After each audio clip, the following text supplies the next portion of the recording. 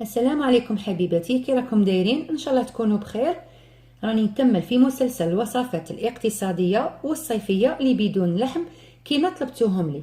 واليوم جبت لكم وصفه باذنجان المشوي، يعني وصفه معروفه بصلصه الطماطم، تجي بنينه وخفيفه.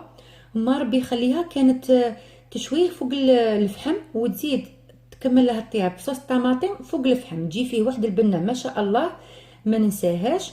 وبغيت ندير لكم وصفتين في فيديو واحد الباذنجان، بصح خفت لي يجيكم طويل، معليش المره الجايه. وبالنسبه للمقادير، عندنا كميه تاع باذنجان حسب افراد العائله. انا كثرت شويه خاطر يبغوه، وخيرت حبات يكونوا صغار. مش عارفه اذا راهم يبانوا لكم بالك كبار في الكاميرا، ولكن هما غير صغار. نتقبهم، غسلتهم ومن بعد نشفتهم، ودوك نتقبهم هكا بالخدمي باش كي ندخلهم للفرن ينشو يطيبوا بالخف ما يطولوش. ونديرهم في الرف الوسطاني على درجة تكون متوسطة، ونفقدهم ما نخليهمش ينحرقوا. وكي ينشووا من الجهة التحتانية نعاود نقلبهم باش يعاود ينشو من الجهة اللي من الفوق. هذا هو الشكل تاعهم بعد ما شويتهم.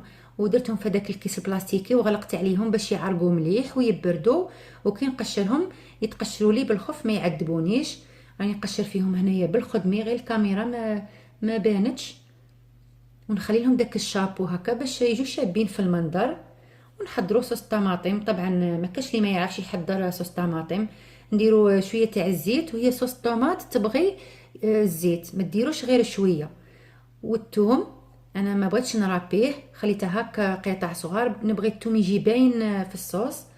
وكميه تاع طماطم مبشوره ربيتها في هذيك العين الصغيره، مع ورقه تاع رند. والتوابل كيما تبغوا. انا درت شويه تاع حرور اللي هو الفلفل الاسود، وشويه تاع كمون خاطرش الدنجال يجي بنين بالكمون، وشويه تاع طوماط كونسونطري، طماطم المصبره، وشويه تاع الملح حسب الذوق.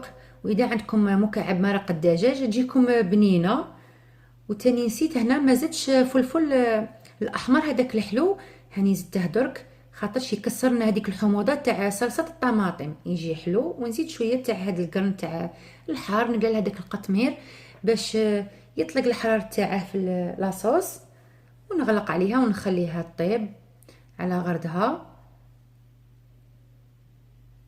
وهنا جبت هاد البلا اللي يدخل الفرن. تقدروا نتوما تاني تخلوها طيب غير في داك الطاجين ولا في مقله.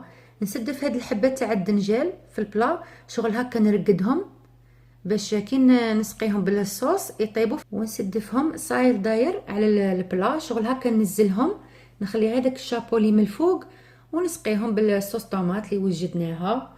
حاولوا هنا تكتروا شويه صوص طوماط باش كي تدخلوها للفرن ما تنشف لكمش. وهذا الدنجال يتشرب غايه هذاك الصوص ويجي بنين. هنا نسيت ما درتش الملح للدنجال خاطرش كي كليناها جاتنا شويه صامته. نتوما زيدوا شويه تاع الملح. وهنا بالخدمي بديت نحل فيهم هكا بالطول باش تدخل مليح هذيك الصوص في الدنجال، ولا بفرشيطه هكا عبزوهم شويه. هنا بانت لي شويه الصوص قليله عليها، زدت واحد شويه. نتوما شربوهم مليح باش ما تنشف لكمش في الفرن.